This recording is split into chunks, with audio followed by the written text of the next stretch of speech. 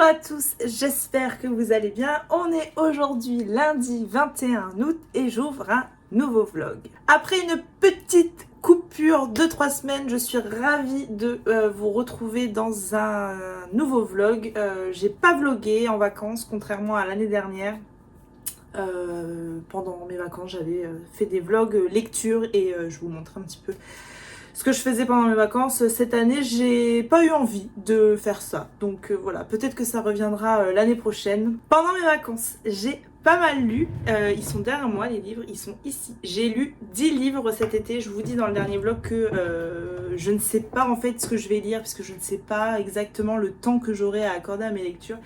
Et finalement, écoutez, j'ai eu pas mal de temps puisque j'ai réussi à caser 10 livres. Je vais vous la montrer de plus près, cette pile. Voilà ce que j'ai lu pendant mes vacances. Ce que je vais faire, c'est que cette semaine, je vais essayer d'enregistrer un update juste pour ces livres-là, à une vidéo que je sortirai en plus de mon vlog.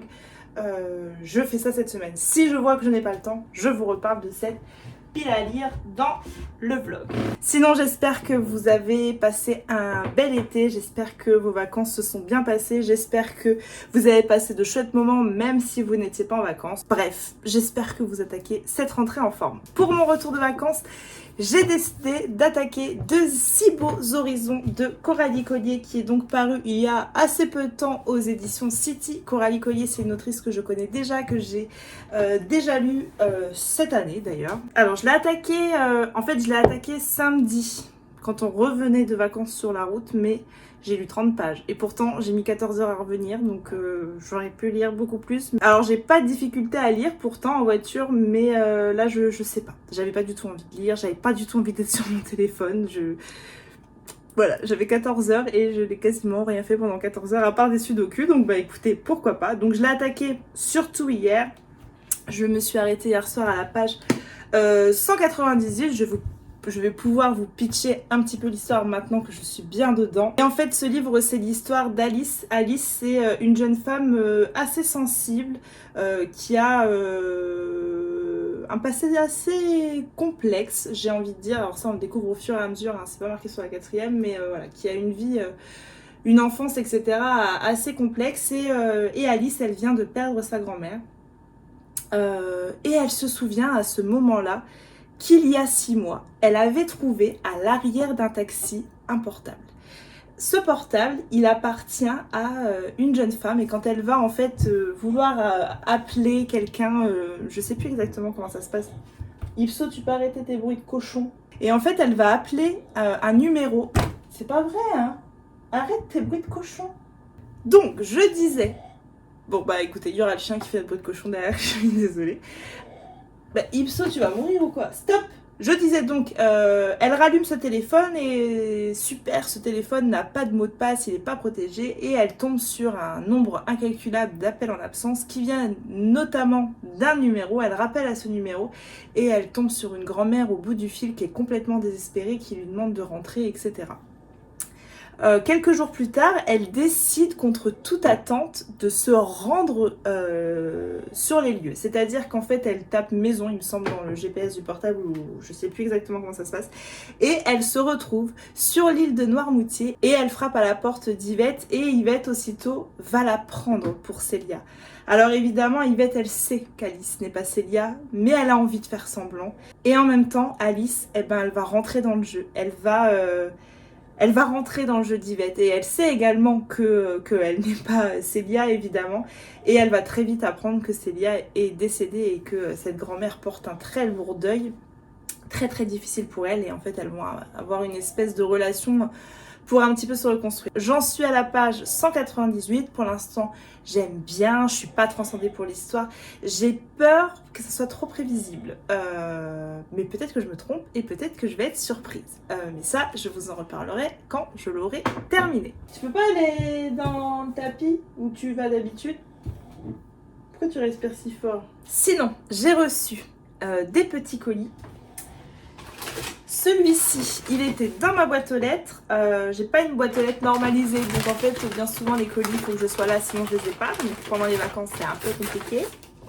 Mais celui-ci, il est petit. Et j'ai reçu de la part des éditions Flammarion 2 livres pour Owen que je ne lui ai pas encore donné, que je lui donnerai quand il aura commencé un petit peu à lire. Voilà, c'est un livre de Magdalena et de Chiara Baglioni, les lectures du CP niveau 1. Owen rentre en CP à la rentrée et voilà, je me dis que ces premières petites lectures devraient beaucoup l'aider. Voilà, ça me rappelle beaucoup les livres que je lisais, les premiers livres que tu lis en fait, tout simplement. Voilà, donc je vais attendre un peu de voir. J'ai pas idée de à quelle vitesse il va apprendre à lire. Évidemment, je peux pas le savoir, mais je me souviens même plus en fait à quelle vitesse à peu près on apprend à lire. Donc voilà, j'ai pris ces deux-là.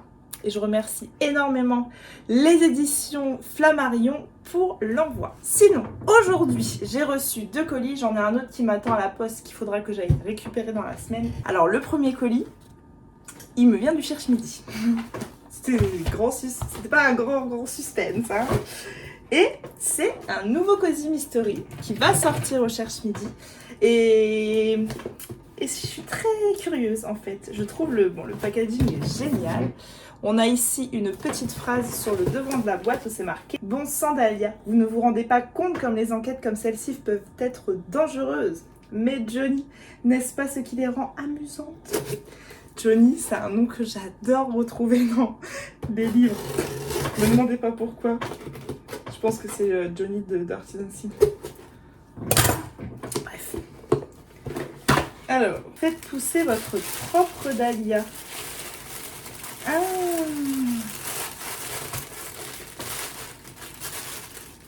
Putain, mais c'est génial. Période raisonnable de plantation. Mars, avril, mai, juin. Bon. On est hors délai là. Hein. On va essayer quand même. Je vais le donner à mon mari. Parce que bon, la main verte ici, c'est lui, c'est pas moi. Trop bien. Bon, je vais lui donner et il s'occupera de planter ce dahlia. Mais je suis trop contente parce que par contre, j'adore les fleurs. Et je comprends pourquoi Benoît avait les mains à crado quand il devait faire ses colis. Ma chère Angie, j'espère que tu vas te régaler avec cette nouvelle saga Benoît. Et donc voici l'objet livre. Je le trouve très beau, j'aime beaucoup cette couverture. Meurtre à Aldermere House de Cathy Watson, les 3 dahlias, numéro 1 des ventes en Angleterre. Aldermere House n'est pas un manoir comme les autres. Dans les années 30, il a été la propriété d'une très grande dame du roman policier, Lettice Davenport, et le cadre de la plupart de ses ouvrages. Son héroïne, Dahlia Lively, à l'égal de Miss Marple, est encore dans toutes les mémoires. Les 3 actrices qui, au fil des décennies, ont interprété à l'écran ce personnage célèbre sont aujourd'hui réunies au manoir à l'occasion d'une grande convention organisée pour les fans de la romancière. Mais ce qui s'annonçait comme un week-end d'été des plus agréables dans la campagne anglaise prend un tout autre visage lorsqu'un meurtre est commis, inspiré d'un des romans de Lettice. Pour élucider cette étrange affaire, les 3 dahlias vont devoir mettre de côté leur rivalité, ce qui est loin d'être gagné. Avec ce premier roman, Cathy Watson inaugure une nouvelle série consacrée à ces 3 actrices au charme fou. Elle entraîne le lecteur d'un rebondissement à l'autre sans jamais se départir de l'humour qui fait toute la saveur des romans policiers anglais classiques. Surtout, elle nous propose un univers et des personnages jubilatoires que l'on a déjà hâte de retrouver. J'adore la couverture. Alors, c'est assez épais. C'est assez épais, mais bon, les Cozy Mystery en général, ça se lit quand même vite. Ça fait 530 pages. C'est donc un tome 1. Je vois déjà qu'il y aura un tome 2, mais que ça sera dans un an. Et c'est pas plus mal, parce que quand tu commences à attaquer beaucoup de séries et que tu les aimes et que tu as envie d'être à jour, un par an, c'est bien.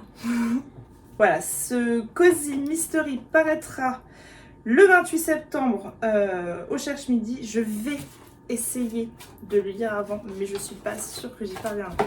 Sinon, je lis tout début octobre. Un immense merci à Benoît pour ce trop chouette colis et ce livre surtout qui me fait très envie. Et le dernier colis, j'espère, ça me vient de Charleston, j'espère que c'est le livre que j'ai mis dans ma palle du mois d'août. Non, c'est pas lui. Celui-ci, je l'ai mis en septembre. Oh, au pire, j'interverserai. Hein.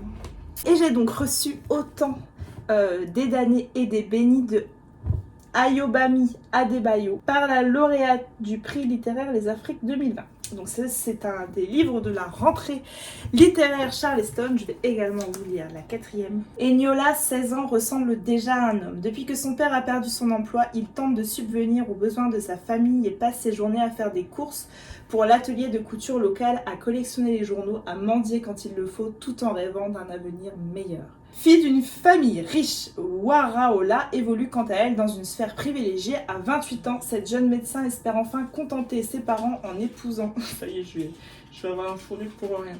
En épousant le fils d'un politicien qui fait des bruits de cochon.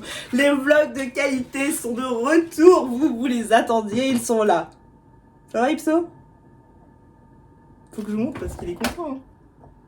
T'es content?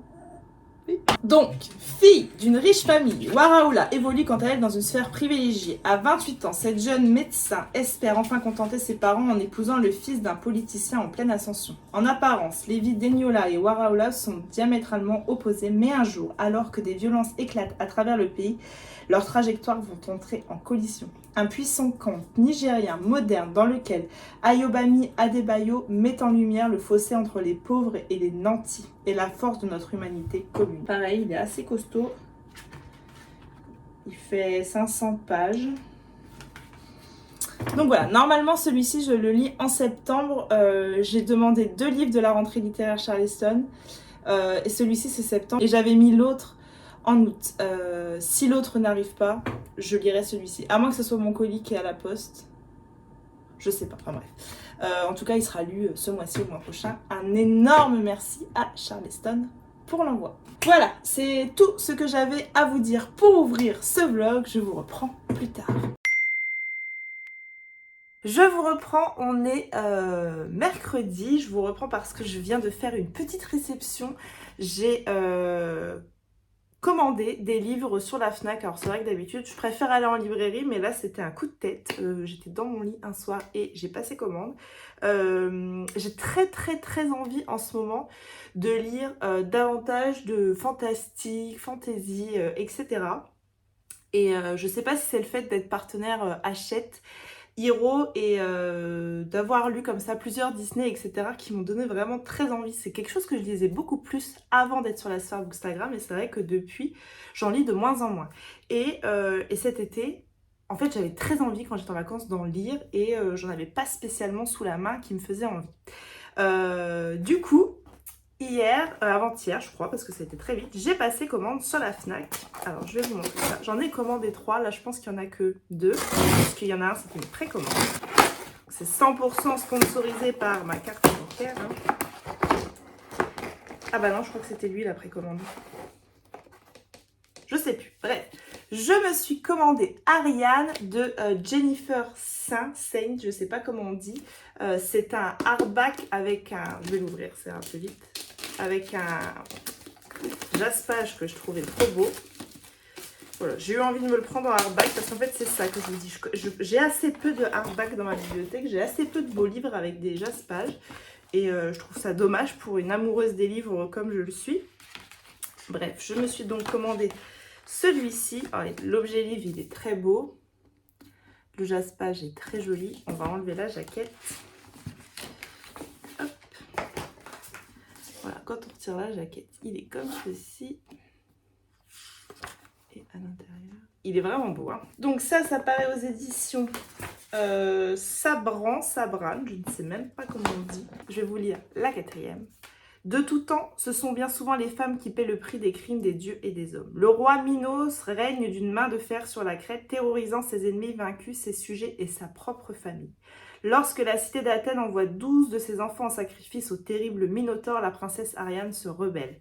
Elle est déterminée à tracer son propre destin, quitte à renier sa famille et sa terre natale. Thésée, qui figure parmi les 12 otages, lui fournit l'occasion de contrer et fuir la tyrannie de son père. La légende du labyrinthe s'enclenche. Tour à tour, princesse, traîtresse, faiseuse de héros, Ariane connaît un parcours semé d'embûches mais aussi ponctué de fabuleuses rencontres. En ce temps-là, Dieu et héros rôdaient sur terre en laissant les femmes dans l'ombre. Jennifer Saint met en lumière ces femmes très modernes. Voilà, une réécriture d'un mythe. J'avais très envie. En tout cas, je suis... Alors on m'appelle, je vous rappellerai après. En tout cas, je suis ravie. Il est trop beau. Alors, celui dont j'avais extrêmement envie, ça vient de la même maison d'édition. ça branle, ça brane, je ne sais pas. Et pareil, de toute façon j'ai pris 3 hardbacks, j'avais envie. Là, il s'agit d'un livre qui s'appelle Les Disparus du Pays Imaginaire. C'est une réécriture de Peter Pan de Eden Thomas. Pareil, super beau. Je vais enlever la jaquette. Je trouve magnifique.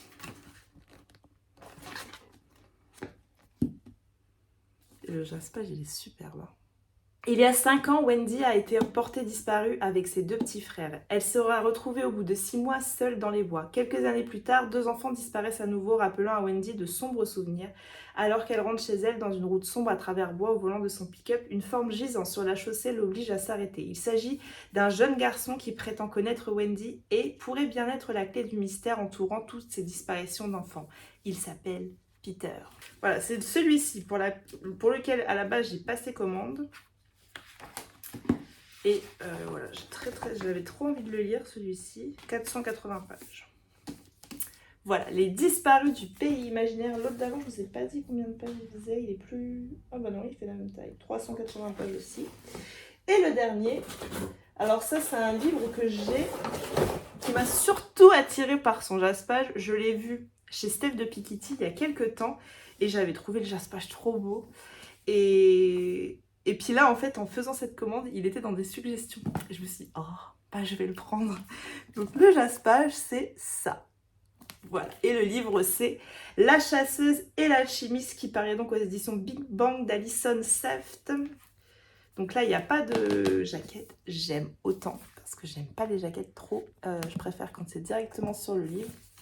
Pareil, l'objet livre, il est trop beau.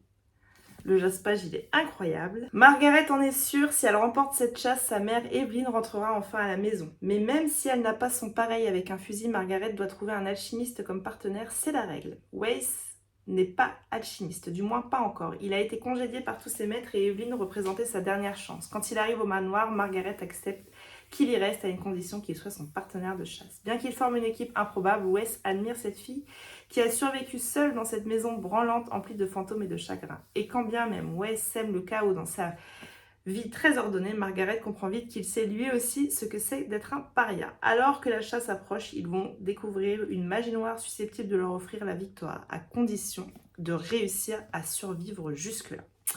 Enfin voilà, je trouve très beau. Celui-ci, il fait 500 pages, il est plus gros. Celui-ci, je ne sais pas quand je vais le lire. Celui-ci, il est fort possible que ce soit ma prochaine lecture puisque j'ai terminé hier soir De si beaux horizons dont je vous parlais hier. Mais je vous reprendrai, ou avant-hier plutôt, je vous reprendrai un petit peu plus tard pour vous en parler.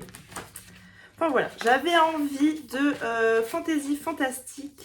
J'avais envie de contes, j'avais envie de mythologie, j'avais envie de livres beaux avec des beaux jaspages. Donc voilà, j'ai passé commande, je suis ravie de cette réception.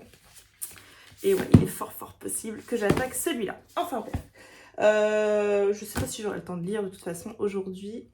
Et puis voilà, au programme du jour, je suis en télétravail avec mes enfants, donc c'est pas simple. Normalement, le mercredi, je travaille pas, mais du coup, je m'organise autrement. Et là, ce matin, j'ai travaillé toute la matinée. Puis cet après-midi, je vais refaire mes ongles. Parce que dis donc, j'ai jamais eu ça. C'est une hécatombe. Enfin bref, j'ai fini de vous raconter ma vie et je vous reprends plus tard. Je vous reprends, on est vendredi, je vous reprends, j'ai les cheveux encore tout humides, je viens de sortir de la douche. Ma semaine ne se passe absolument pas comme prévu, j'ai toujours pas eu le temps de tourner mon update lecture, évidemment. J'ai beaucoup de travail, je pensais pas avoir autant de travail cette semaine. Et évidemment, pour venir pimenter la semaine, mes garçons ont eu un accident de quad mercredi soir, donc on a été aux urgences, etc. Hier, ça a été du coup une journée assez compliquée avec eux. Je pense qu'ils sont tout courbaturés, vous savez, comme quand vous venez d'avoir un accident de toute façon. Plus de peur que de mal, ils vont bien, il y a surtout beaucoup d'éraflures, d'égratignures à soigner, à faire des pansements, etc. Mais bon, voilà, c'était la petite parenthèse. Du coup, depuis que je vous ai pris la dernière fois, j'ai très peu lu et j'ai pas eu le temps de vous reprendre en vlog. J'ai reçu plein de choses, des colis, etc. Et j'ai pas beaucoup de temps. Mais je tenais quand même à vous prendre aujourd'hui pour ouvrir notamment ces 2 colis là. Et je vous reprendrai plus tard pour ouvrir le restant des colis. Et aussi vous faire un update lecture de mes lectures terminées en cours, etc. Voilà, on va commencer par celui-ci. Celui-ci, il est 100% sponsorisé par ma carte bancaire. Alors, ce ne sont pas des livres. Je pense que j'ai assez commandé de livres pour cette semaine. Mais je me suis fait un petit plaisir, un petit craquage. J'ai donc commandé sur le site chez Clochette. Donc voilà. Je me suis commandé une petite pop de Mercredi Adams. Je la voulais vraiment, cette pop, je la trouve très jolie.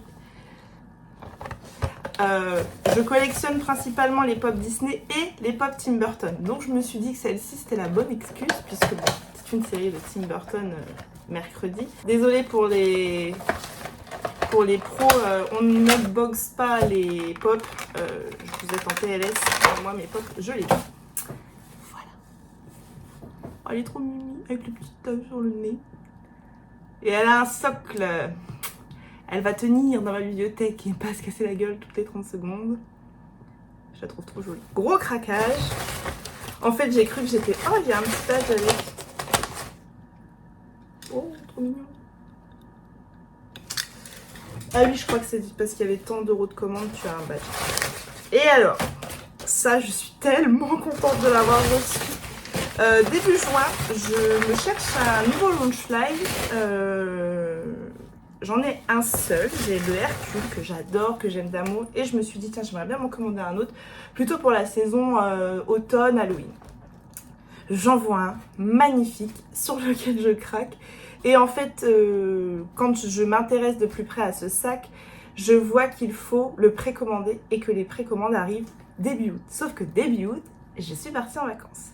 Et je me suis dit, je sais pas comment faire. Enfin bref, le temps que je réfléchisse à la question, je me reconnecte sur le site et là je vois que la précommande est déjà out of stock et qu'en fait le sac n'est plus disponible nulle part. Gros moment de deuil. Et puis donc finalement je me cherche un autre sac, mais vous savez quand vous avez un truc dans la tête, je ne trouvais pas d'autre sac qui me plaisait autant que celui-ci. Et en me baladant sur internet lundi je crois, le même jour que j'ai commandé les livres sur la Fnac, je le vois. Et je dis, oh là là, je le commande tout de suite, j'hésite plus. Et du coup, je me suis commandé mon nouveau Launchfly. Et j'ai pris un Coco. C'est un de mes Pixar préférés. Tadam! Il est trop beau. Je l'aime d'amour. Dedans, on a des petits détails. Le petit fermeture éclaircie, une tête de mort. Ouais, à l'intérieur, c'est pareil. Dans le dos, on a la lébriesse. Normalement, oui, c'est ça. Ah! Attendez, j'ai la poste. Bonjour. Ah alors lui, il a la meilleure des vies, le chien. C'est... Je savais, il n'est pas stressé. Ah non, lui, il n'est jamais stressé. Il n'a jamais été stressé. Hein. Merci beaucoup. Bonne journée. Et je trouve que c'est un truc de ouf d'avoir un portefeuille offert. Et un Launchfly en plus. Il est trop chouette. Écoutez... Je suis hyper enchantée, je peux du coup que vous recommander ce site-là, la Team Clochette.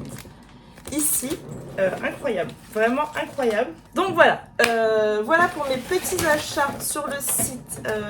Cette mèche m'enquiquine depuis le début de la vidéo. Sur le site chez Clochette, je vous mettrai le lien de la boutique ou du Instagram dans la barre d'infos si j'y pense. Vraiment trop chouette. Je suis ravie de mon achat, d'avoir commandé sur ce site. En plus, le site à la base sur lequel j'avais vu, c'était pas du tout celui-ci. Et j'ai écrit à la femme en fait dès que j'ai vu que la précommande était out of stock pour savoir si ça allait revenir, si... alors c'est quelqu'un qui est très actif sur Instagram, je lui ai écrit donc sur Instagram, elle voit mon message, elle me répond pas, donc enfin je dois la relancer et là elle me dit, elle me répond très froidement, j'en sais rien, ok, je crois que du coup je l'aimais tellement le sac que s'il était revenu sur son site je l'aurais pris. Mais du coup, ce site-là, plus jamais. Et maintenant, je pense que je vais m'intéresser de plus près à ce site-là, qui est super. Ensuite, j'ai reçu un autre colis. Et là, c'est un colis qui me vient de la part d'Aurélie. Je vous mettrai son petit compte Instagram ici. J'ai participé à un concours sur son compte. Alors, je participe très très peu au concours maintenant, puisque je considère que j'ai énormément de chance de recevoir déjà énormément de livres, énormément de services presse. Mais je continue à participer à quelques concours, surtout sur le compte des copines. Et là, elle faisait gagner un livre que je me suis dit, que j'ai très envie de lire, mais je me suis dit, si je l'achète, il va encore traîner 1000 ans dans ma palle. Donc c'est tout. Je participe au concours. Si je le gagne, c'est un signe, il faut que je l'aie et que je lise. Donc c'est tout, je participe à ce concours. J'ai participé à 2 concours pour gagner ce livre et j'ai gagné les 2 fois. Donc du coup, chez l'autre personne chez qui j'ai gagné le livre, elle m'a dit qu'elle m'enverrait autre chose. Et ce concours-là, je vous en reparlerai plus tard.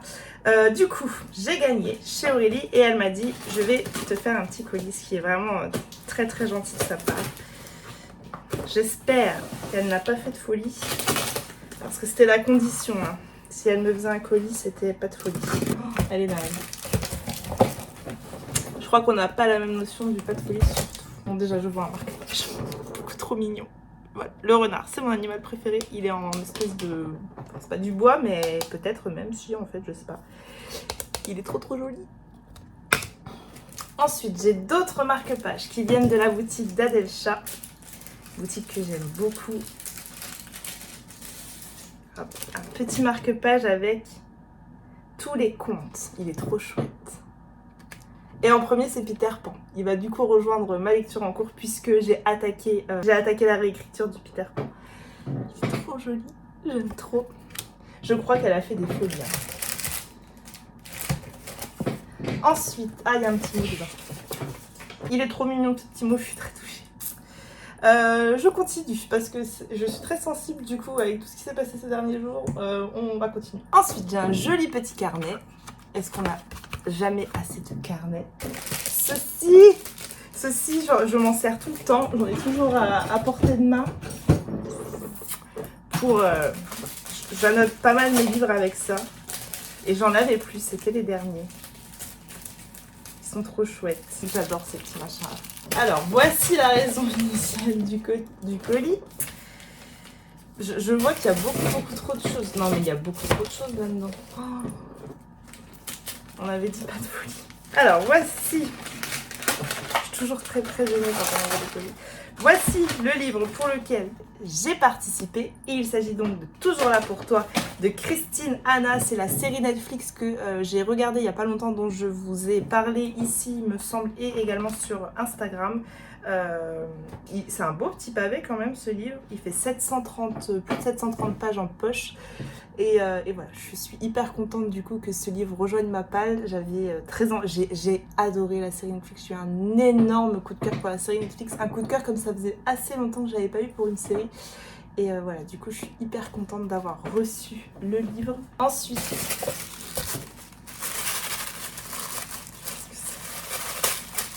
je suis nulle en lunettes. C'est un tote bag. Ah, c'est un tote bag qui vient de chez Petroni en plus. Lectrice personne dotée d'une sensibilité à fleur de page. Oh, il est trop beau. J'aime trop. Il est trop beau. J'adore. J'aime trop. Ensuite, si je te dis suite de saga, tu me dis... Alors, la seule suite de saga que j'ai dans ma wishlist... Oh, je suis nulle en devinette, je vais être à côté. Je dirais... les McCoy, peut-être. Oh, je suis trop forte. Oui. Bon, bah voilà, c'est pareil. Les McCoy, c'est une série, une saga que j'ai commencé, que j'ai surkiffé les 2 premiers tomes, sauf qu'en fait, arrivé à ce tome 3, on a un changement de personnage principal. C'est-à-dire que dans le tome 1, on suit un duo plus particulièrement, et que dans celui-ci, il va devenir secondaire. Et j'aime tellement ce duo dans le premier et le deuxième tome, que je me suis dit... on verra plus tard le tome 3. Et du coup voilà, il est dans ma wishlist parce que tout le monde me dit qu'il faut absolument que je continue les McCoy. Donc voilà, j'ai plus d'excuses et je suis trop contente. Je vais pouvoir retrouver les McCoy. Ensuite, pour que l'été soit dans ta maison. Ça c'est un truc qui sent bon parce qu'elle m'a demandé... Oh là là, bah il est ouf. Il est incroyable, ce colis, qui est complètement folle. Oh, j'adore. Alors, ça, c'est un produit de chez Ava May. J'en ai déjà eu un. C'est un diffuseur, en fait, avec les petits bâtons. Bahamas Carabine. Elle m'a demandé mon odeur et il y avait un truc avec Monoï Coco, donc je suppose que c'est ça. Ça tombe bien parce que j'en ai plus du tout dans mon bureau. Et ça, je le mets dans mon bureau. Ah, ça sent tellement bon. Tiens, je vais le mettre tout de suite. Ça parfume en plus extrêmement bien les produits Ava et Men. Ça va sentir les vacances dans mon bureau.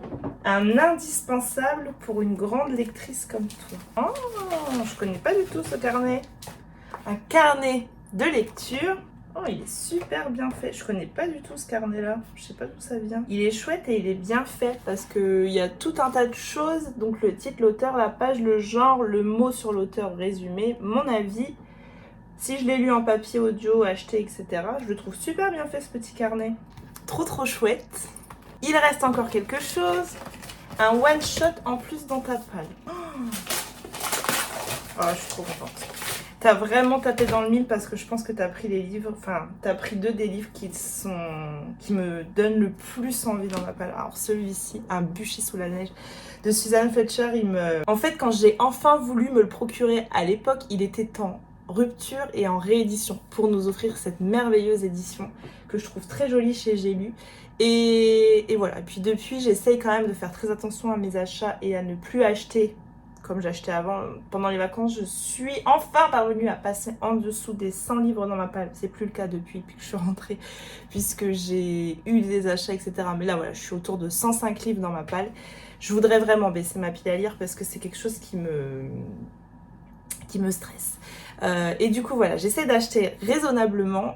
Mais alors celui-ci, je l'aurais acheté un jour ou l'autre parce que vraiment, c'est un des livres qui me tente le plus. Je vais vous lire la quatrième de celui-ci. Au cœur de l'Écosse du XVIIe siècle, Corag, jeune fille accusée de sorcellerie, attend le bûcher.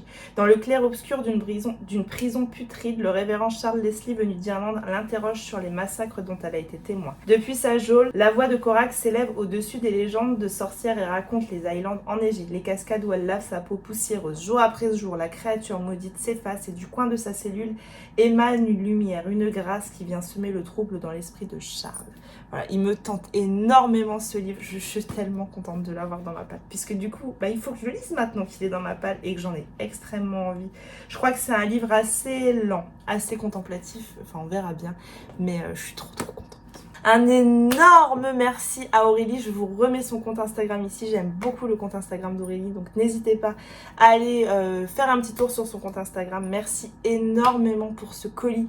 On n'avait dit pas de folie, tu n'as pas respecté ton engagement. Je m'en rappellerai. Je te remercie énormément. Tout me touche beaucoup dans ton colis. Je te fais des gros bisous et j'espère à très vite en vrai. Voilà, ça fait déjà une vingtaine de minutes que j'enregistre, donc je vais arrêter ici pour aujourd'hui puisqu'il faut que, parce que j'ai très peu de temps. Ce vlog, il va être encore un peu brouillon. Le vlog prochain, ce sera pareil, un peu brouillon je pense, puisque tant que les enfants n'ont pas repris l'école, j'ai vraiment beaucoup peu de temps en fait. Mais je tiens à vlogger puisque j'adore vlogger et que voilà, je tiens à quand même ressortir un petit vlog. Là, ça fait longtemps que j'en ai pas sorti, donc j'y tiens.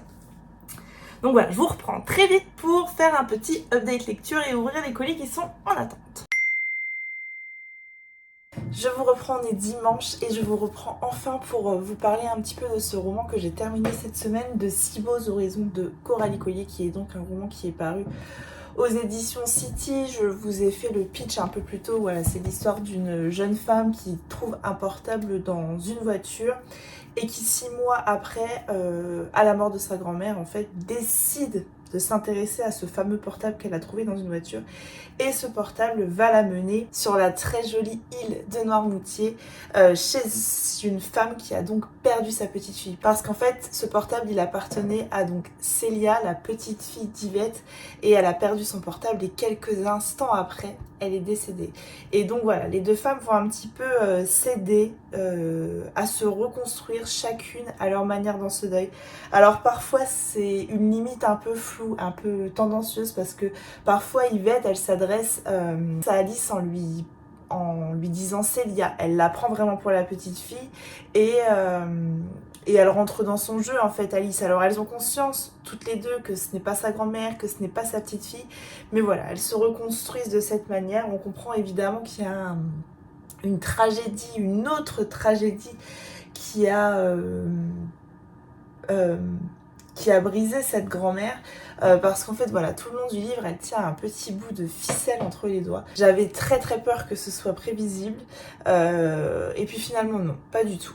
C'est pas du tout allé là où je pensais que ça irait, et tant mieux. Je dirais que Coralie Collier, elle nous propose une histoire pleine de bons sentiments, pleine de résilience, pleine de... Voilà, il faut aller de l'avant, il faut se reconstruire, il faut affronter ses blessures. C'est pareil, l'enfance de Alice, elle est difficile, elle est très difficile, et je trouve qu'elle nous raconte une histoire sans tomber dans le côté pathos, mais elle aborde un sujet qui est extrêmement délicat, et je trouve qu'elle le fait extrêmement bien. Le petit défaut que je vais trouver à ce roman-là, c'est que je trouve qu'il souffre par moments de quelques longueurs et parfois peut-être de quelques répétitions.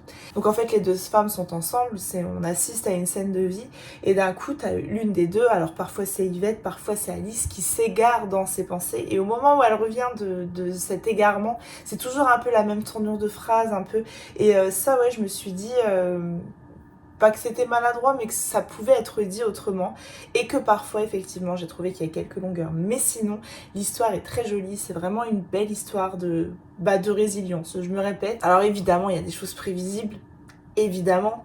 Mais comme tous les romans, je pense que beaucoup de romans ont ce petit truc parfois qui est prévisible. Enfin voilà, un chouette moment avec deux si beaux horizons de Coralie Collier, que je remercie une nouvelle fois pour sa confiance.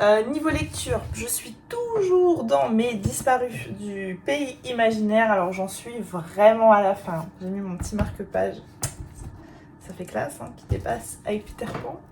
Il me reste une 50aine de pages, même pas, je vous en reparle quand je l'aurai terminé. Je vais ouvrir deux petits paquets que j'ai reçus avec vous. Alors d'abord, j'ai un paquet qui me vient des éditions Le Duc. Et il s'agit d'un graphique, le dernier graphique de Fanny Vella qui s'appelle Coquelicot. Fanny Vella, j'aime beaucoup. J'avais eu un très gros coup de cœur pour Vermicelle. Un de ses romans graphiques que j'avais vraiment adoré, qui m'avait complètement bouleversée. Et quand l'autrice m'a proposé de me faire parvenir son nouveau graphique, j'ai évidemment dit oui avec grand plaisir. J'ai la chance d'avoir des petites choses à l'intérieur. Donc ça, je suppose que ce sont des graines de coquelicot à planter. Une magnifique illustration. Un gentil petit mot de l'autrice et le graphique. J'aime beaucoup ses dessins. J'aime beaucoup cette personne, de manière générale. Donc voilà, je vais vous lire la 4e. Le corps d'Émilie ne cesse de la trahir. Pourquoi la fait-il reculer d'un pas dès qu'un garçon l'approche? Pourquoi se ferme-t-il dès qu'elle essaie d'y insérer une protection périodique? Pourquoi a-t-elle si mal lors des rapports sexuels? Et ce rouge coquelicot qui lui monte aux joues dès qu'on s'adresse à elle. Émilie en vient à haïr et craindre ce corps qui semble avoir une volonté propre. Mais qu'essaie-t-il donc de lui dire? Une BD poignante, féministe et engagée sur la vie d'une jeune fille et son rapport au corps de la puberté à la maternité. Voilà, Coquelicot de Fanny Vella qui paraît donc aux éditions Le Duc Graphique. Je sais plus la date de parution. Thème abordé, je vais quand même les citer, ils sont à la fin pour faire un petit spoiler alerte. Automutilation, dysmorphobie, dépression, malnutrition et viol. Je sens que ça va être trop chouette. Un immense merci à Fanny pour l'envoi et aux éditions Le Duc. Ensuite, j'ai reçu un gros paquet qui me vient de chez Pocket et je sais pas du tout ce qu'il y a dedans. Ouh, rendez-vous littéraire. Alors, rendez-vous littéraire août 2023. Oh là là, il y a beaucoup de choses là-dedans. Chers amis, 6 romans, 6 textes singuliers que nous avons soigneusement choisis sont au programme de notre rentrée. Nous avons toujours eu pour ambition, dans nos rentrées littéraires, de mettre en lumière de nouvelles voies, d'ouvrir notre horizon à de nouvelles histoires qui donnent vie à des personnages inoubliables et qui nous permettent de comprendre et d'explorer le monde d'hier et d'aujourd'hui. Surprise, je garde la suite. En premier, nous avons Le Feu du Milieu. La couverture est très jolie. Entre deux feux, de culture, de rêve, jeune esclave comorienne, Gaillard a grandi entre les légendes colorées de sa mère adoptive et les sourates du maître coranique. Qui est-elle? D'où vient-elle? Et que lui a confié Halima, cette jeune fille riche rencontrée dans le secret d'un bois? De cette amitié interdite naîtra un fil d'éternité qui leur révélera la mémoire du monde, le grand feu du milieu. Ça a l'air très fort, c'est assez court ça. 330 pages. Ensuite, nous avons Nous, les Allemands Je connais pas non plus du tout. Longtemps, les questions posées par Callum à son grand-père allemand sur la guerre sont restées sans réponse. Et un jour, Messner s'est décidé à raconter sa vie de soldat sur le front de l'Est, les débuts triomphants, l'esprit de corps, l'ivresse des batailles et puis le froid, la faim, la misère et surtout l'année 44 quand lui et ses camarades ont compris que la guerre était perdue. Je lis pas l'intégralité des quatrièmes. 232. Très tentant pour moi celui-ci. Ensuite, un autre très court, L'effet Titanic de Lily Nissen. J'ai pas dit des auteurs avant, Alexander Starrett et Toufat Moutar. Je tue une Will, elle c'est Flora, lui c'est Zach, elle l'ado un peu gauche du côté plage du Havre, lui le garçon inquiet des quartiers en béton. Ils s'aiment comme on s'aime à cet âge-là, fébrilement, paresseusement, absolument, comme on jette l'enfance à l'eau, comme on court au naufrage. Pareil, c'est très court, ça fait 200 pages. Terrible délicatesse de Joe Browning-Vro. Octobre 66, Pays de Galles, William Lavery va rejoindre, comme son père et son grand-père avant lui, l'entreprise de pompe funèbre familiale. Alors qu'il s'apprête à recevoir les honneurs lors de la remise de son diplôme d'embaumeur, le bal se fige. On annonce la catastrophe d'Aberfan, ce glissement de terrain qui vient d'emporter toute une ville minière et avec elle une centaine d'enfants. William, 19 ans, se porte volontaire pour prêter main forte. Ce qu'il verra là-bas, rien pourtant ne lui prépare ni ses regrets ni ses propres deuils. Quand la mort est partout, quels autres choix attendent de se réconcilier avec la vie. Cette tragédie-là, on la voit très bien dans la série The Crown et je crois que c'est l'épisode qui m'a le plus scotché dans cette série et du coup je suis très intéressée par ce roman. La mémoire de l'eau de Miranda Conley Heller. Tôt le matin, un étang qui s'éveille, un peignoir qui glisse, l'eau froide sur sa peau nue. Combien de fois Ellie, la cinquantaine, a-t-elle accompli ce rituel? Au loin, tout le monde dort encore dans la maison nichée au milieu des bois. C'est ici, au Cap Cod, que sa famille passe l'été depuis des générations, mais ce matin, c'est différent. La veille, Ella et Jonas se sont échappés quelques instants pour faire l'amour. Ellie va devoir choisir entre ce qu'elle a construit avec l'époux qu'elle chérit, Peter, et l'histoire qu'elle a longtemps désirée avec Jonas, avant que le sort n'en décide autrement. Et La guerre des bouffons de Idir Ossini. 1998, la France s'apprête à célébrer sa victoire. Black, blanc, beurre, une liesse générale qui n'a encore gagné. Bondy en Seine-Saint-Denis. Lycéen, Idir rêve de NASA, de fac de médecine. Seulement aux yeux de ses camarades, le timide Kabyle à lunettes reste un bouffon de ceux qu'on moque ou qu'on bouscule. Qu'à cela ne tienne, lui, l'enfant de deux révolutions, l'algérienne et la française, déclare son indépendance. Sous les yeux des profs dépassés bientôt, deux bandes s'affrontent, les trop gentils face aux gros caïds, dans un joyeux bordel dont le 9-3 se souvient encore. Bah écoutez, c'est une trop chouette sélection qu'a envoyé Pocket et dedans j'ai un trop chouette tote bag, très grand, j'adore. Les très grands tote bags, c'est quand même trop pratique. Et ben écoutez, je suis très gâtée. Un immense merci à Emmanuel et Camille de chez Pocket pour l'envoi de cette superbe sélection. Il y en a qui me font très envie et je suis ravie. Dites-moi en commentaire celui qui éventuellement vous tente le plus. Moi je pense que ce sont ces deux-là. Nous les Allemands et Une terrible délicatesse me font grandement de l'œil. Il va falloir que je trouve une place dans mon planning de lecture pour ajouter au moins ces deux-là. Un grand merci Pocket pour l'envoi. Voilà, c'est tout ce que j'avais à vous dire pour aujourd'hui. Je vais aller terminer cette histoire de Peter Pan, qui est plutôt une écriture assez dark, mais bon, je vous en reparlerai plus tard. Je vous reprends plus tard. Je vous reprends, on est mardi et je vous reprends pour venir clôturer ce vlog. J'ai plusieurs choses à vous dire avant de clôturer ce vlog. La première chose, c'est qu'évidemment, je n'ai pas eu le temps de tourner un update de mes lectures pendant mes vacances. Donc je vais vous faire un très rapide débrief ici tout de suite. Voilà, il faut que j'arrête d'être ambitieuse quand je suis à la maison en télétravail avec mes enfants et de croire que je vais pouvoir faire tout ce que je veux. Je vais les prendre un peu en allant comme ils viennent là, ils sont juste devant moi. Je vais vous parler d'abord de Rendez-vous au Café du Bonheur. Rendez-vous au Café du Bonheur, c'est un feel good. Et dans ce feel good, on va suivre Evie. Evie, c'est un peu la bête noire de la famille, le mouton noir de la famille, à qui il arrive tout un tas de choses. Elle a ses parents, sa sœur, et ouais, c'est pas le vilain petit canard non plus, mais ouais, le mouton noir de la famille. D'ailleurs, je suis très marquée par le début du roman et les premiers chapitres qui évoquent cette situation de manière humoristique, et j'ai trouvé ça très drôle. Et du jour au lendemain, Evie, en fait, elle va se retrouver à hériter du café de sa tante. Voilà, sa tante vient de décéder subitement. C'est un endroit où Evie aimait beaucoup aller quand elle était enfant. Et contre toute attente, c'est elle que sa tante a couché sur le testament. Donc voilà, elle va hériter de ça. Elle a une situation amoureuse un peu bancale. Et évidemment, comme tous les feel good, il va se passer tout un tas de choses. Voilà, c'est une lecture doudou, une lecture bonbon. J'ai passé un bon moment, un moment cosy. Écoutez, pour les vacances d'été, j'ai trouvé ça génial. J'ai la suite qui m'attend, qui est dans ma palle de Noël. Donc voilà, plutôt un bon point pour celui-ci. J'avais déjà lu un Lucy Diamond, je crois que c'était le titre... Je l'ai lu pendant mon année de lectrice Charleston. La Villa des petits bonheurs, enfin je sais plus. Et là pour le coup, bah j'avais pas spécialement accroché. Alors que celui-ci vraiment, j'ai beaucoup aimé. Il fait le job en fait pour un feel good. Ensuite, j'ai lu Le crime du SS Orient qui paraît donc cette semaine aux éditions du Cherche Midi. C'est le tome 2 de ce Cozy Mystery où on suit des amateurs de romans policiers, un book club. Dans le premier tome. Voilà, ils se rencontrent, etc. Il y a déjà une première énigme qui a lieu. Et là, ils décident de tous ensemble faire un voyage, faire une croisière à bord d'un mythique bateau et quelqu'un va subitement disparaître et ils vont mener l'enquête. Pareil, un bon Cozy Mystery, il fait le job, il répond aux attentes que j'ai de lui. J'ai trouvé juste un seul petit bémol, c'est-à-dire que je trouve que on nous représente pas trop les personnages. C'est-à-dire qu'il y a des choses... Enfin, le premier tome, moi je l'ai lu il y a quand même un petit bout de temps.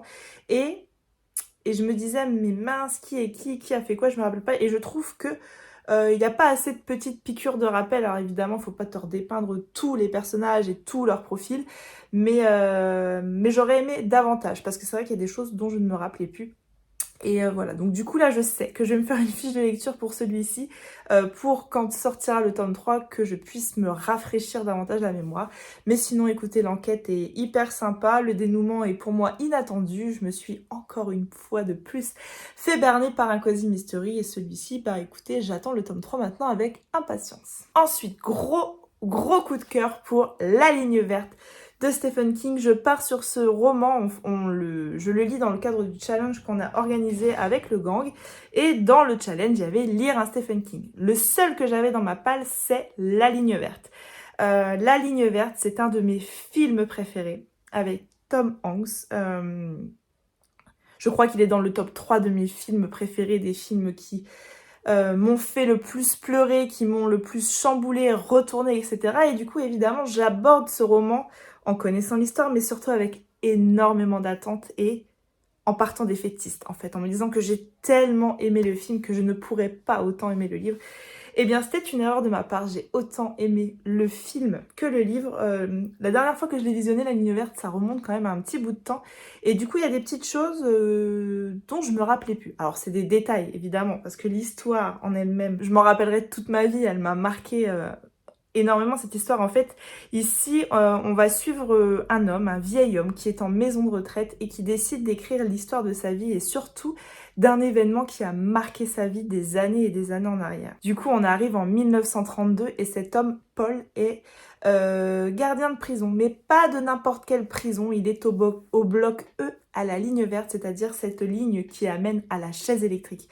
Donc voilà, tout le temps, il a des condamnés à mort qui arrivent et qui finissent par être électrocutés à la chaise électrique. Jusqu'au jour où un grand noir énorme baraqué arrive. Un grand noir qui est accusé d'avoir tué, violé, torturé deux petites filles. En fait, on l'a retrouvé avec les deux petites filles autour de lui, ensanglantées, et il est condamné pour ça. Il est condamné à la chaise électrique. Sauf que ce très grand noir va bouleverser la vie de Paul, va bouleverser la vie de ce bloc E. Et cette masse, j'ai envie de dire, a peur du noir. Enfin, je n'ai pas envie de vous en dire plus si vous ne connaissez pas l'histoire, parce qu'en fait, moi j'ai l'impression que cette histoire, tout le monde la connaît.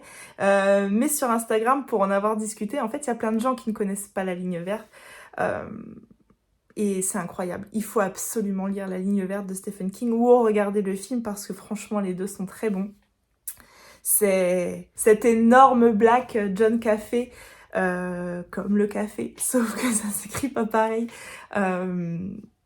a bouleversé mon adolescence, ma jeunesse, parce que j'ai regardé ce film, j'étais quand même assez jeune et j'ai adoré redécouvrir ces personnages à travers les lignes de Stephen King et c'est vraiment un chef-d'œuvre. Sinon, j'ai lu aussi 10 âmes pas plus de Ragnar Jonasson. Alors ce livre-là, je le sors de ma pile à lire pendant les vacances parce que ma belle-mère le lit en juillet et elle me dit écoute, j'ai un problème, j'ai rien compris à la fin.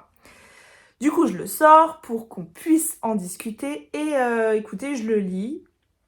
Alors voilà, c'est une jeune femme qui s'appelle, je ne sais plus, tiens, Una, un truc, oui, Una.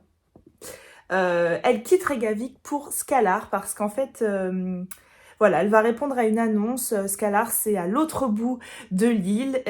C'est un village de 10 habitants, 10 âmes, pas plus. Et ils cherchent une maîtresse d'école pour 2 petites filles. Et contre toute attente, en fait, elle va postuler à ce job, alors que bon, franchement, ça vend pas du rêve, et elle va y aller. Sauf qu'elle va très vite arriver sur dans ce village, et voilà, il y a une atmosphère particulière qui règne, il y a des fantômes qui rôdent, enfin bref, il y a tout un tas de choses. C'est un huis clos, à ciel ouvert, mais ça fait vraiment ambiance huis clos, ça fait vraiment plume Agatha Christie. J'ai beaucoup aimé l'enquête. En fait, tout d'un coup, quelqu'un va mourir. Et Una, elle va avoir plein de soupçons sur tout un tas de choses et elle va se mettre un peu à fuiner parce qu'elle sent qu'il y a quelque chose qui n'est pas clair, elle sent qu'il y a quelque chose qu'on ne lui dit pas et elle va commencer à fuiner. J'aime beaucoup le mystère en fait. On a des espèces de paragraphes, de chapitres qui s'intercalent où on a un espèce de quelqu'un en prison. Enfin, on comprend pas en fait ce que ça vient faire là et ça me paume complètement et tout ça je valide.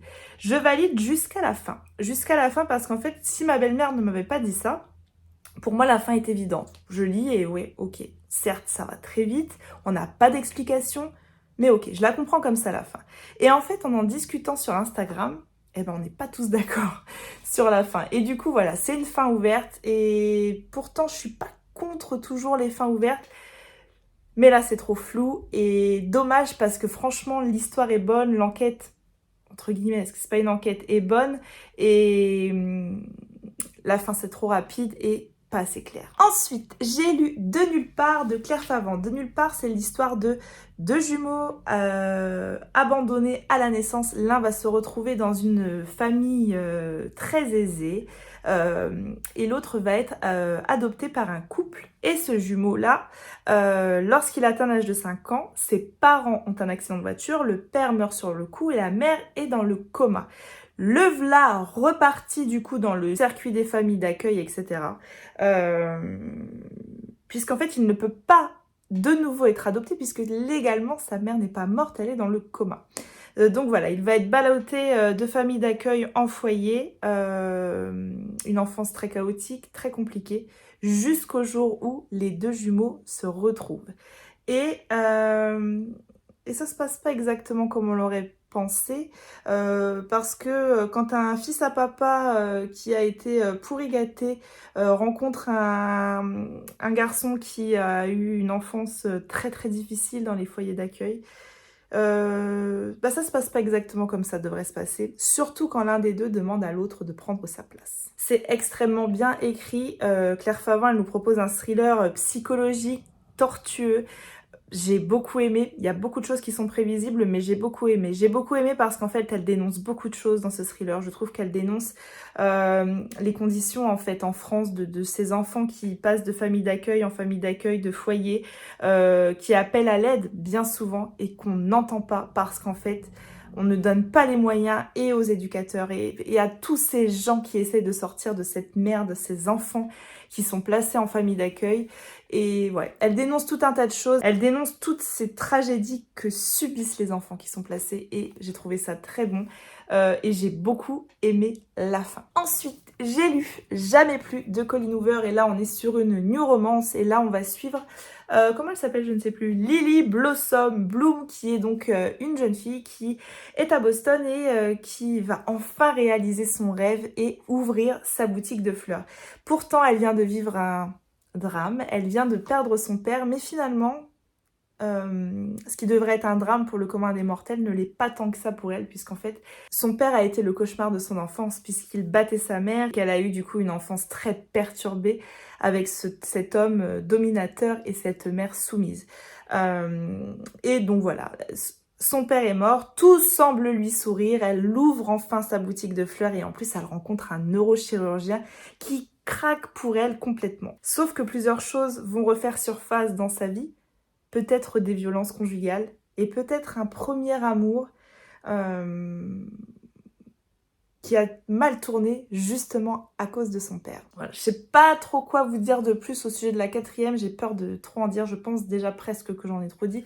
Bah écoutez, moi j'ai beaucoup aimé la romance, je trouve qu'elle est dosée savamment, ça tombe pas dans la bonne new romance parfois un peu cliché, je trouve. Ici on n'y est pas du tout. J'ai beaucoup aimé cette romance et surtout j'ai beaucoup aimé le sujet abordé par Colleen Hoover.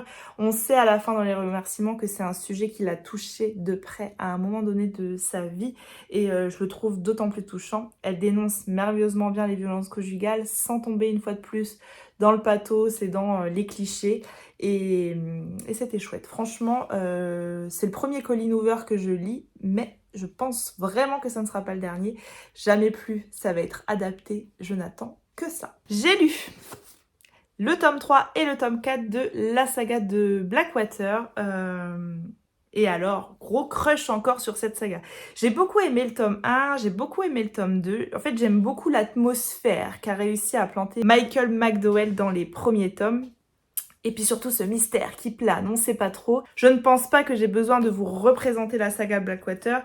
La seule chose que je vais vous dire, c'est que ce tome 3, je le trouve extrêmement bon, vraiment un cran au-dessus des autres. Elinor, cette femme en fait qui a débarqué à Perdido quelques années auparavant lors de la crue, qui est arrivée de nulle part et dont le fils Casquet, ses propriétaires de Syrie, est tombé follement amoureux d'elle contre l'avis de sa mère qui est normalement la matriarche qui domine un peu tout ça. Ça y est, je me suis perdue. Je ne sais plus où je voulais en venir. Oui, bref, Elinor, je la trouve excellente dans ce tome-là. Je vais rien vous dire de plus de ce qui s'est passé dans les tomes précédents parce que je risque de vous spoiler si vous n'en êtes pas au même point que moi. Mais le tome 3, je le trouve vraiment un cran au-dessus des deux précédents. C'est une petite bombe celui-ci. Et le tome 4 est venu dans la continuité. J'ai prévu le tome 5 pour septembre. Le tome 6 et dernier tome, je crois que c'est... Dans mon planning de lecture, j'ai dû mettre ça en novembre. J'ai trop hâte de finir cette saga. Franchement, j'adore. Je valide à 100%. Encore deux, j'ai lu un très très court roman de Eric Emmanuel Schmitt, Monsieur Ibrahim et les fleurs du courant. Ici, on est sur c'est une espèce de petit conte très bienveillant et très gentil. Voilà, on est sur un jeune garçon qui s'appelle Momo. Et Momo, il va régulièrement voler dans l'épicerie de Monsieur Ibrahim parce que Momo, à la maison, il n'est pas forcément aidé. Et voilà, c'est une histoire d'amitié qui va naître entre cet épicier de la rue Bleue, Monsieur Ibrahim, et ce jeune homme, Momo. D'ailleurs, au bout d'un moment, il lui dit « Écoute, Momo, si tu dois continuer à voler des choses, viens les voler chez moi, je préfère. » Voilà un petit peu le mood de ce très court roman qui est un conte assez philosophique, une sorte de voyage initiatique et avec une belle leçon, une belle morale. Et voilà, c'est un roman qui se lit en moins d'une heure que j'ai trouvé vraiment très chouette. Et pour terminer, j'ai lu Frida. Et là, je pense que c'est la grosse déception. Je vais utiliser ce mot-là. Alors, Frida, c'est une histoire biographique, Frida. Annabelle Habs, elle nous conte l'histoire de cette femme, de cette baronne allemande qui s'est mariée avec un professeur anglais qui part vivre à Nottingham, etc. Voilà, elle a une vie, on est en 1912, même 1907, je crois qu'on commence le roman, on est un peu avant. Ouais, 1907. On est en 1907 quand démarre le roman et voilà, Frida elle a une vie, voilà, elle s'occupe de ses enfants, elle les rend heureux, elle a un mari, etc. Sauf qu'un jour, elle va rendre visite à sa sœur et que sa sœur lui dit que c'est pas ça la vie. La vie, c'est d'avoir des amants, c'est d'être des femmes libres. On a un fond de suffragettes, etc. Mais ça, c'est pas le combat principal à Frida. Les suffragettes, pas du tout. Et d'un coup, Frida, elle va avoir une relation avec un autre homme. Et alors là, ça va être la découverte de l'année. Je ne remets pas en cause la plume d'Annabelle Abbs qui nous peint ici une très bonne biographie, je pense. Cette femme Frida sera plus tard la sulfureuse compagne de D.H. Lawrence qui écrira L'amant de Lady Chatterley. Ça sera elle en fait, sa muse qui va l'inspirer. Annabelle Abbs, elle nous fait une bonne biographie, ça je peux pas le dire. J'aime beaucoup la plume, j'aime bien la manière dont c'est conté. Parfois peut-être un peu lent, mais je crois que ça va avec le personnage en fait. Par contre, je suis très dérangée par l'histoire de Frida. Je me souviens avoir lu une chronique, mais alors je peux pas vous dire de qui, que c'était un hymne à la liberté de la femme. Eh bien moi, c'est pas ce genre de liberté à laquelle j'aspire. Et voilà, j'ai levé plusieurs fois les yeux au ciel et je pense que c'est mon cœur de maman en fait qui a lu ce livre-là et qui s'est dit c'est pas possible, c'est pas possible de faire tout ce qu'elle fait. Et voilà, ça m'a profondément dérangée. Je l'ai lu en lecture commune avec Estelle, petite lectrice, et Estelle l'a carrément abandonné. Donc voilà, je ne suis pas la seule à être dans ce mood. Je m'attendais pas du tout à ça en fait. Je sais pas pourquoi, je m'attendais pas du tout à ça. Voilà. Donc c'est tout, c'était la petite déception des vacances, mais écoutez, il en faut bien une. Hein. Voilà, ça c'était mes lectures de vacances. Et sinon, au niveau lecture terminée, j'ai terminé là ces derniers jours Les Disparus du pays imaginaire de Hayden Thomas, qui est donc paru aux éditions Sabran, je ne sais toujours pas comment on dit. Et là on va retrouver un personnage que l'on connaît bien, si l'on connaît Peter Pan, on va retrouver Wendy. Et en fait Wendy, il y a 5 ans, elle s'est retrouvée un soir dans la forêt, complètement perdue. Ses 2 petits frères avaient disparu et elle ne se souvient pas de ce qui s'est passé. 5 ans plus tard, ses frères ne sont toujours pas réapparus et mystérieusement, 2 autres enfants disparaissent. Évidemment, ça perturbe beaucoup Wendy, ça perturbe également ses parents. Et puis un soir, alors qu'elle traverse la forêt en voiture, une espèce d'ombre va la paniquer et elle va se retrouver confrontée au corps d'un jeune homme étendu sur la route qui prétend s'appeler Peter. Évidemment, elle ne se souvient pas de lui, mais par contre, depuis des années, elle dessine un étrange personnage qui s'appelle Peter Pan. Elle connaît l'histoire de Peter Pan, elle a raconté l'histoire de Peter Pan à ses petits frères, ces histoires que sa mère elle-même lui avait racontées, et elle se dit que c'est pas possible, que Peter Pan, il n'existe pas. Mais il y a quand même tout un tas de petites choses qui viennent la troubler. Alors on est sur une réécriture de Peter Pan, on n'est pas sur une réécriture gentille comme je peux lire habituellement des réécritures de Disney. Là on est sur quelque chose de très dark, de très sombre. Là on parle d'enlèvement d'enfants. Et cette réécriture, je la trouve très bonne. Je valide à 100% l'histoire, je valide à 100% la manière dont c'est fait. J'ai eu le plaisir de retrouver certains personnages de ce dessin animé que j'aime tant. Et en même temps c'est complètement différent, en même temps c'est pas du tout la même histoire. Et en même temps Wendy, c'est une fille qui a perdu 2 petits frères il y a 5 ans, qui est traumatisée par la situation et qui va devoir affronter de nouvelles choses très angoissantes. C'est l'histoire... Enfin, on est sur les thématiques de Peter Pan, on est sur la magie de l'enfance qui s'évapore un petit peu du jour au lendemain. On n'est vraiment pas sur une histoire toute douce et toute gentille comme a pu nous proposer Disney.